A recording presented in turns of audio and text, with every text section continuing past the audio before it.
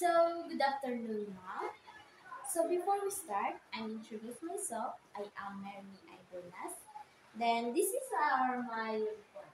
So, number two is respect.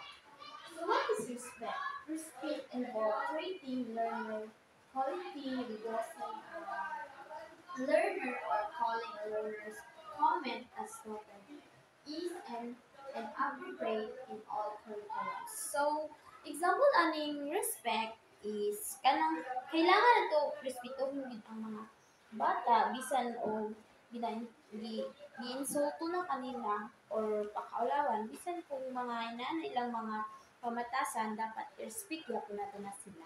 Then the second is concern for students. So, students expect their teacher to care about them and their academic performance. You can demonstrate such concern by learning and using the student name, talking to them before and after class, carefully answering questions and inviting them who appear to be having problems with the subject to discuss those problems and potential solution. So, ang example aning concern of student is, di ba, ang mga bata is moingon sila, teacher, teacher, giaway ko ni ano. So, matugid ka sa ilaha kung imong tanaw kung gid sa gid ang naay sala sa ila. Then makita ko nato diari sa ato ang screen or sa ato ang report that nagingon po siya diri nga teacher to care about them and their academic performance. So, ga-care po dito sa ilahang mga performance then academic.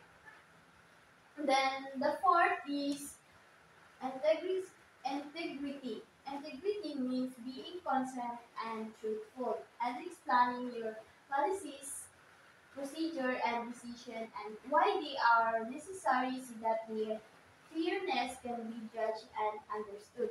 So, example on yung integrity, ang integrity di daw is all about honesty, fear, and consent. So, dapat is, ang mga teacher or like me, as a future, as a future teacher. So, dapat na to, ignon ang mga bata nga maghatag ta nila og mga rules, decision, or kanang ano sila ba nga clearly ilahang pagsabot nga mo din ang rules sa sa atong school.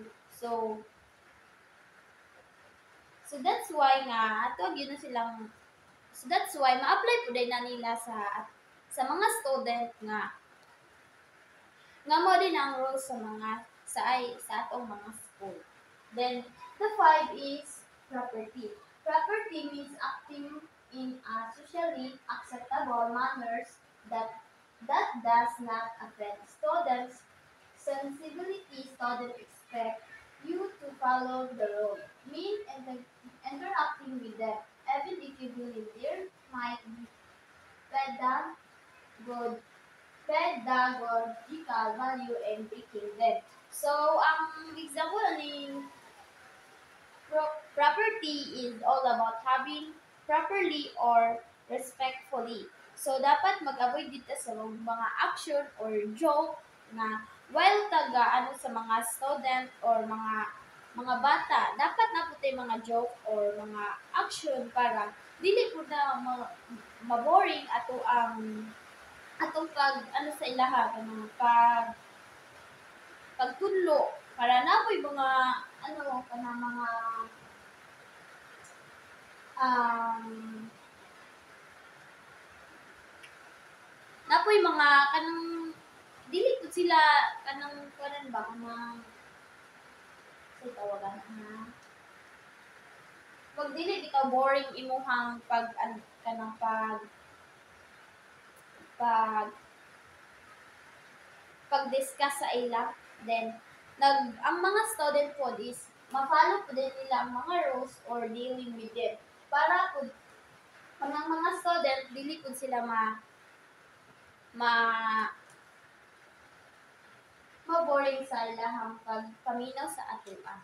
Thank you.